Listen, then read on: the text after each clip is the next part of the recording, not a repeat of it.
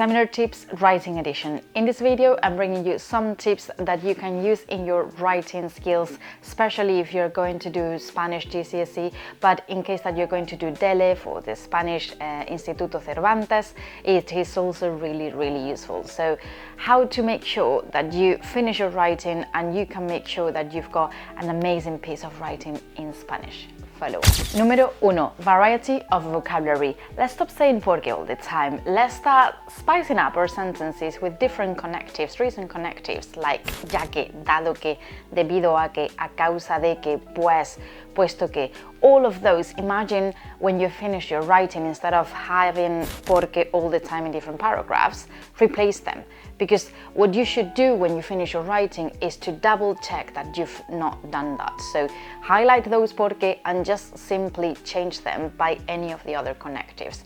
Because it is one of the specifications that we've got in the specification, so it is one of the great descriptors that we've got to mark. And as examiners, this is one of the things that we're looking for, variety of vocabulary.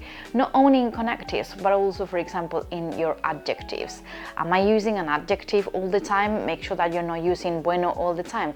Are you giving other adjectives like precioso, fantástico, magnífico? They're going to be synonyms, and that's going to account for variety of vocabulary. And then the examiner is going to be ticking all of the boxes as they are marking, and that's going to make your writing sound so much nicer. So in order for you to access the top band in the mark scheme, you do need to have variety of vocabulary, because that's what really distinguishes a foundation student from a higher student. And we as examiners get tired of seeing that same vocabulary all the time. So think about it. If when you are marking you see those different connectives that are not found in other papers, obviously the examiner is going to say, oh, the student knows what they're talking about. They're including that variety of language. They have prepared super well for this exam. So make sure that you include that variety of vocabulary in your exam. Número 2. Verb accuracy. Make sure that you know the endings of your verbs. Make sure that you have studied all the different tenses that you need in order to master the level of Spanish that you're going to be assessed on. For example, if we are to be talking in the present tense, we need a time expression that prompts the present tense, and then the verb should be in the present. For example, normally I visit Spain. Normalmente visito España. However, let's say that the bullet point that you've got in the writing is prompting you to write about what you did last weekend or where you went on holidays last summer. Therefore, in that case, you're going to need a time expression in the past. It could be el año pasado, el verano pasado, and then you're going to write your verb in the preterite tense. Instead of visito, you're going to say now visité. Okay, and that would be fulfilling your bullet point, and then me as an examiner, I would give you a double tick, okay? But I could also give you a cross, and that would mean that neither the past tense, the preterite tense, nor the time expression have been fulfilled, so you're not including information regarding that bullet point. Or I could give you one tick as an examiner, and that would mean that, for example, I've got the time expression in the past, but then the verb is either in the present or in the infinitive. That would mean that you're not fulfilling the bullet point fully, you're not fully communicating, that would be partially communicating, because yes, I'm set in the past because I've got that past time expression like el verano pasado, el año pasado. However, the verb is not fully accurate. It doesn't match, it doesn't agree with the time expression, so it's not fully communicating. So in order for you to get full marks and get double ticking all of your bullet points, you do need to have a time reference and a verb that match in terms of time and are accurate, okay? So make sure you do that in your test. Número 3, and this links back to number 2, which is content.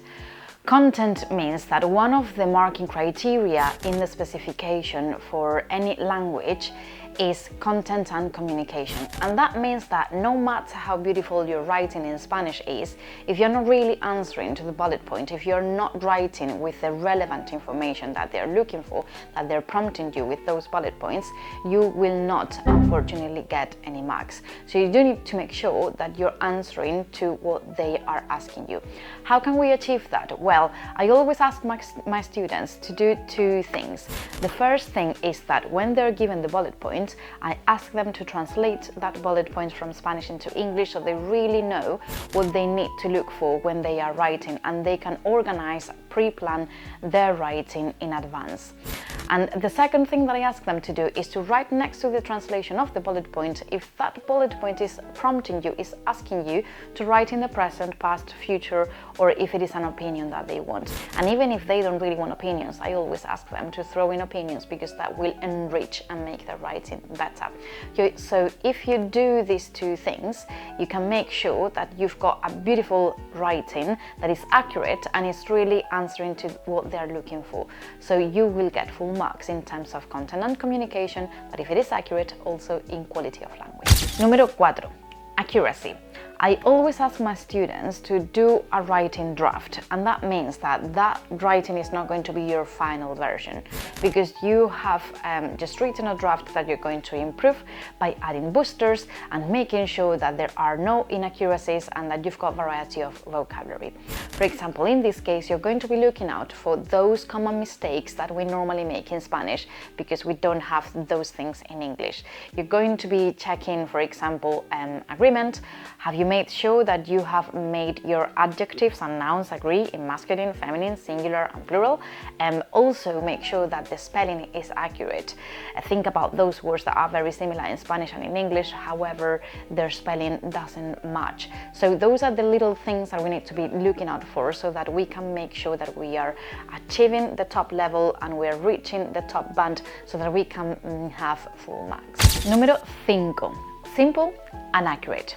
While some may argue that you need a lot of complexity in your sentencing, they're somehow right, but especially for higher level. In general, we want to keep things simple by avoiding those common mistakes, because the general trend is that the more we write and the more complexity, the more room there's going to be for mistakes. So if you're really sure that you're writing a complex structure, you're using the subjunctive, you're using verb plus verb, infinitive structures, and you're super confident about them, then that's fantastic. That's what we're looking for in order to get, for example, top marks in the higher level.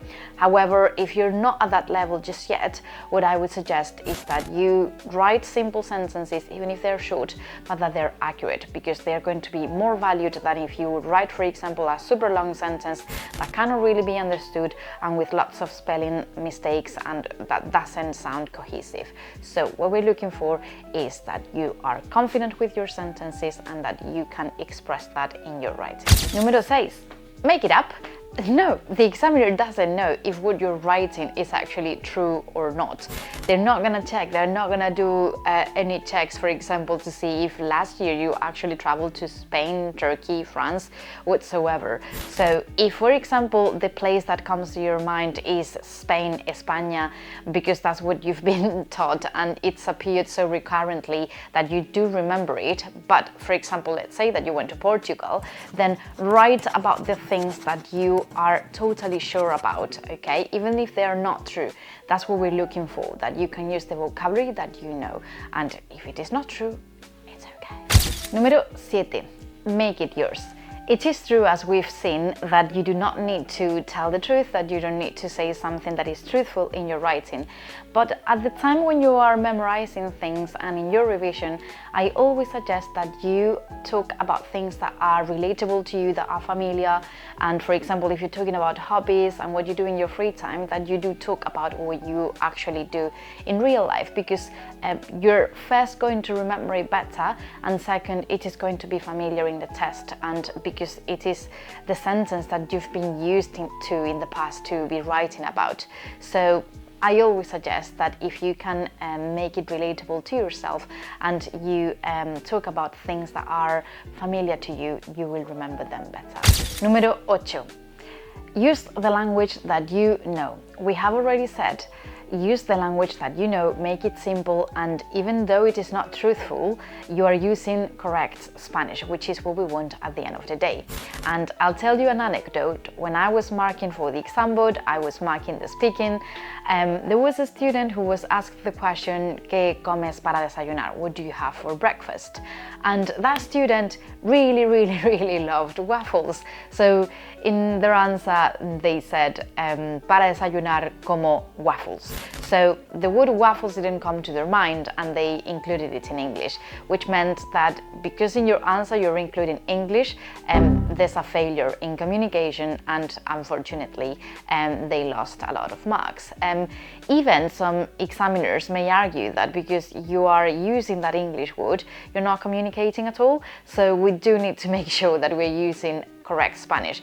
Could you have said, for example, como patatas para desayunar? Even though if it is not true, you're using correct Spanish, and patatas is really similar to English. So you're trying to dig into the vocabulary that you already know, and you're trying to make sense, make your sentences make sense because you're using correct Spanish. So at the end of the day, what we really want is to communicate and to send the message across, and to write about sentences or talk about sentences that do make sense in Spanish. So make things simple, and that's what I mean by using the vocabulary that you already know. Well guys, if you did like this video, do let me know in the comments so I can make more content regarding examiner tips, so I can share a little bit more of an insight as a teacher, as an examiner. I can help you with your Spanish. It doesn't matter which level, from Year 7 to A level, including GCSE, or for DELE exams. I'm here for everything, so do let me know if you like this video and this type of content. Make sure that you subscribe so that you know what's coming up in the following weeks. So I hope you liked it, and have a great day.